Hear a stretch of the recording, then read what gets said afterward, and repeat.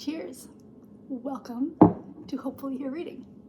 I am Hope, and we are going to work on a very loose June TBR, but kind of in a different way. I think my last video maybe, or the video before, I'm not sure, was a really big library haul. And a lot of those books are still sitting on my shelves. And sometimes I look at them and I think, are those the books for me at this moment in time? I'm not totally sure. So what we're gonna do is we're gonna do a try a chapter of a bunch of these library books. I'm gonna decide whether or not to take them back or to keep them, or if just to kind of postpone them. I'm not really sure. My reading seems to be slumping a little, so I don't wanna force anything right now. And I honestly have no idea what I am in the mood for. Let's go through this bag. Go through this bag really quickly, and then I'm gonna do try a chapter and I will come back and tell you what I think of them. First up, we've got Cursed Daughters, there's an S, by Oyinkan Braithwaite.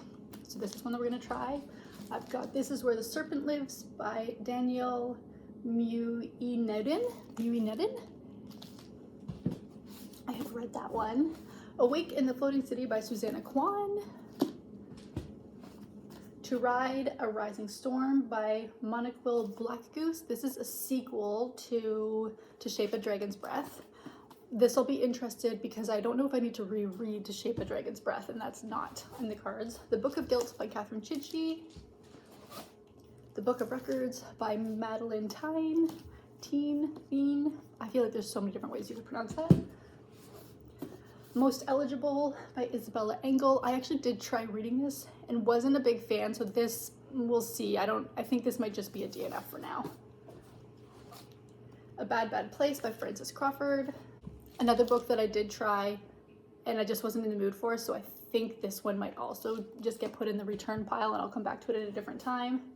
Same with Apparently Sir Cameron Needs to Die by Greer Stothers. I was not enjoying this, so I think that one's just gonna go back.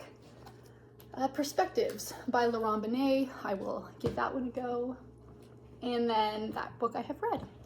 Okay, so we have, we're gonna do this pile of 7, these 4, and then these 3. And we're just gonna find out whether or not I wanna keep any of them in the house and which ones I'm just gonna take back, because there's just something nice about when you're not in the mood for what you wanna read, particularly with library books, that you can just kind of get them out of the house. You don't have to look at them. Sometimes when you look at books that are staying in your house and you're just not in the mood for any of them, that can be really disheartening, and I don't like that feeling. The plan, Stan, coffee, stack of books. Sun is streaming through the windows. It's glorious out. And let's just hope we have a good day. See if we can't choose a little bit of a June TBR. Well, shocker of all shockers, book 1. I'm definitely keeping this one on the TBR for the month. This might be my next read. You are following a girl named Bo, a woman named Bo, and I guess she has a relationship with a 130-year-old woman. And what's happening in chapter 1 is San Francisco has basically been inundated with rains. It hasn't stopped raining in 7 years. And she's got a cousin who's trying to get her out, who's saying, there's a boat that's leaving at 12 o'clock in a couple days or something. You need to be on this boat. You need to get out. And she's saying sure, but she's not really planning to get on it, I don't think. And so I believe it's gonna follow her as she tries to make life in San Francisco work. We will see how it goes. We all know how I feel about climate change books. Sometimes I just really don't like them because they hit very close to home, and I think this is freaking terrifying. It's happening in a city. I didn't live in San Francisco, I lived in San Jose, so I'm familiar with San Francisco, which makes it all that more fascinating. The writing was really compelling for the first chapter. And the first chapter was only like 6 pages. So it was a nice, very smart, short little snippet to get into the book. But it was very intriguing in those first 6 pages. Yeah, I'm definitely going to keep this on. And in fact, this might be the book that I pick up next. Exciting. We are going to go to, I think we're going to go to This Is Where the Serpent Lives next. I shall return. Decisions have been made. Like I said, keeping this one on the TBR. And by keeping on the TBR, I just mean I'm not taking them back to the library. Whether or not I actually get to reading all of these is a whole different ballgame. But let's talk about the ones that are going to go back to the library. Some of these I still very much want to read. I just know that right now is not the time for them. One is To Ride a Rising Storm by Monquill Blackgoose. This is a series that I really enjoyed the first book of, To Shape a Dragon's Breath, and I really do want to read the second book. I've just read a lot of fantasy lately, and the last fantasy book I read, I could feel myself zoning out.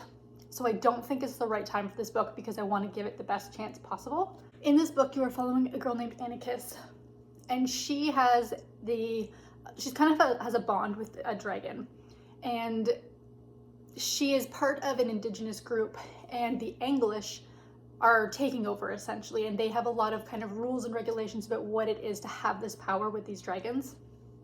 And in the first book, you're following her as she goes through schooling, and now she has come back to her island, and the English now have a very prominent presence on this island, and it's not something she wants to see. So she's fighting back against the system in this book. I'm very, very curious to see where it goes. Like I said, it's definitely a book I want to read, but because of my mood with fantasy right now, I'm going to step away from it, and I will come back to this one at another time. Another book that I'm going to take back is Perspectives, a novel by Laurent Binet. I was really intrigued by this premise because there is a man is found dead on a church floor, and then there is a woman who is being accused of it, and she needs to prove her innocence. And I thought it seemed really interesting, but I didn't realize how it's being told, and it's being told in letters by all these different people. That's how the story is told. I don't actually know that you get the perspective of the woman who's being accused, and that's not my favorite way to read things. I just read The Correspondent, which is all about letters, and I had a decent time with that book. I enjoyed myself, but because I just finished that one, I don't think I'm setting this book up for success by choosing to read it right now. Like, there are so many characters you're following. I'm going to pass on this one for now. It's something that maybe if it comes across my path in the future, I would try, or if I hear really great things about, but I think for me at this point, not a book that I want to pick up. And surprisingly, another book that I'm going to take back to the library, that is the Catherine Chidgey, A Book of Guilt. I really have enjoyed everything I've read by Catherine Chidgey. There is something about the premise of this book, though, that just isn't speaking to me right now. And here's the thing. A lot of her books, actually, the premises don't always speak to me, particularly her last one where it was told from the perspective of a crow or something like that. Was it a crow or a magpie? I can't remember. But I read it and I really enjoyed it because her writing is superb. So this is a book that is absolutely still on my radar, but right now, because of, like I said, where my reading is and I'm feeling a little slumpy, I would rather pick up books that from the get-go really speak to me rather than ones that I'm like, it doesn't sound that interesting, but I love this author, so I'm going to give it a shot.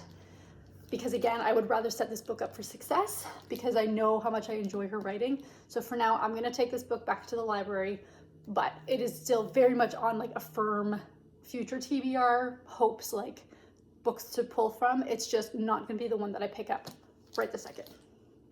Oh yeah, should I tell you what's like the tagline? 13-year-old triplets are the only boys left in an orphanage whose dark secret is the reason for their existence and the key to their survival. She always writes really intriguing plots. So I'm kind of sad that this is going back, but I think for now that's the right call. Then I have the 3 books that I read and I'm going to keep. First is This Is Where the Serpent Lives by Daniel Muin Nundan. And Muin Nundan. I'm so sorry, I am butchering names. This was really interesting from the get-go. The first chapter, you are following a man who owns a food cart in Pakistan, I believe. Yeah, Pakistan. And he's watching this little boy who's just sitting, waiting for somebody to come get him. And he goes to talk to him and the boy says, "I'm waiting for my mom." And ultimately, the mom never comes. And so it seems like this man who owns a food cart kind of takes this boy in and you're going to follow his life. The writing from the very start was incredible. And to me, this is probably a really obvious point, but writing for me is the number one thing. As soon as I can enjoy authors, just their prose and the way they can tell a story, like that is such an integral part to my enjoying a book. And if it catches me right at the beginning, normally that's a great sign. And this caught me right at the beginning. So I'm actually really excited to have read that first chapter because I was looking at the cover and it's not not my favorite cover I've ever seen. It's not one that really stands out. So this was one that I thought, I just don't know if it's going to be a book that I want to pick up. But after reading that first chapter, yeah, it's a book I want to pick up. I'm very much looking forward to reading this now. The Book of Records by Madeline Teen. It was one that I wasn't sure about. It's another climate change book.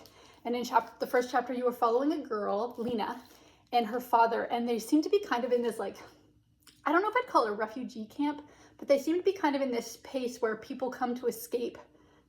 I'm assuming environmental disaster, but they don't seem to stay very long, but they have stayed. And so I'm not totally in the first chapter, could not get a full grasp really of what the setup of the book is. But again, the writing was superb. And that is my number one motivating factor right now, because I need to be intrigued, and this one has me. I am very curious. I've heard really great things about this book.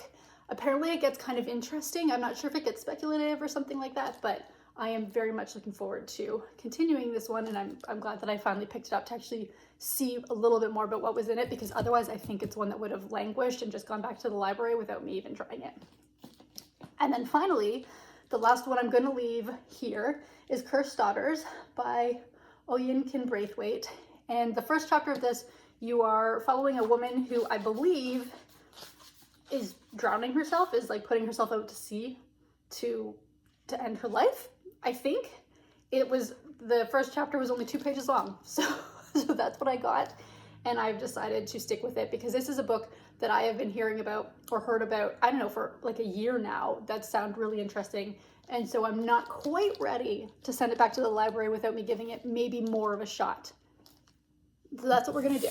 These 4 are now part of the June TBR.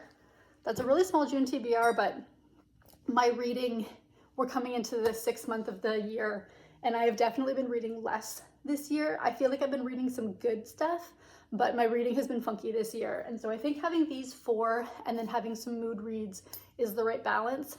I have some arcs that I would love to get to, but I'm not sure exactly what that will look like. So tell me if you've read any of these books. Did I make a mistake with sending any of these back? Or are you also fans of or curious about any of these? This is definitely some heavier lit fic, which maybe that's what I'm in the mood for. Maybe that's why I was struggling, is because I've been reading fantasy, and maybe I just don't need to be reading fantasy right now. We shall see. Like I said, I'm going to stick with my initial gut feeling, and I'm going to start with this one, I believe. Maybe I'll pick that up today. I do have the day off. But there we go. There is a very mini little trial and error June TBR. Tell me what you're reading in June. What are you super stoked for? And I will see you in the next video. Bye.